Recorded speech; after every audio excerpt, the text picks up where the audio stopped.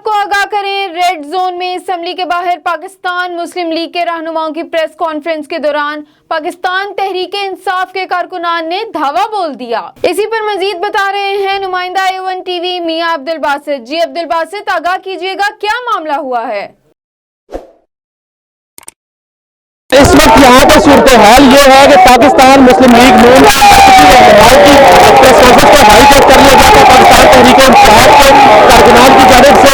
یہاں پر عالم یہ ہے کہ اس وقت میڈیا کی بھی جو حالات ہیں، میڈیا کے باقاعدہ لوگوں سے دھکم دھکا جاری تھا، ان پر جو ہے ہاتھوں کی کوشش باقاعدہ کی گئی۔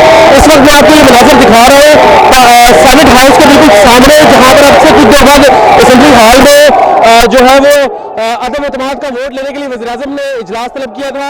12:15 پر یہ اجلاس شروع ہونا تھا، لیکن اس سے قبل یہاں پہ پاکستان مسلم لیگ نون کے جو مرکزی قیادت ہے، جس میں شاہد حقان عباسی صاحب ہیں، جس میں مریم اورنگزیب ہیں اور مفتاح اسماعیل اور دیگر تھے، ان کی اس پریس کانفرنس کو پاکستان تحریک انصاف کے کارکنان کی جانب سے ہائی جیک باقاعدہ کیا گیا اور اس پر جو ہے وہ نعرے بازی شروع کر دی گئی تھی، جس کے بعد یہاں پر صورتحال یہ بن گئی کہ انتہائی گہما گہمی کی صورت تھی، ہاتھا پائی بھی ہوئی۔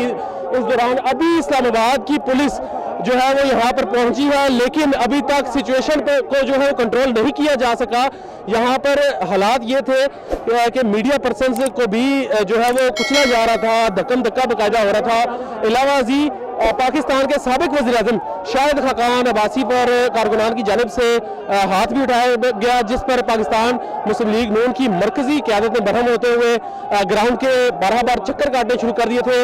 اور اس کے بعد ابھی بھی یہ صورتحال جو ہے وفاقی انتظامیہ کی جانب سے کنٹرول نہیں کی جا رہی، کیونکہ آج یہ اہم دن ہے کہ اجلاس میں وزیر اعظم نے اعتماد کا ووٹ لینا تھا، لیکن اسلام آباد پولیس کی جانب سے اس متعلقہ مقام پر کوئی بھی سیکیورٹی نہیں دی گئی۔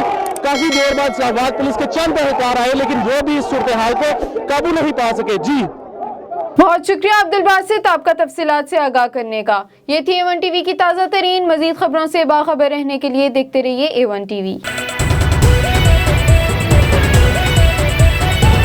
A1 ٹی وی، سب پہ نظر، اندر کی خبر۔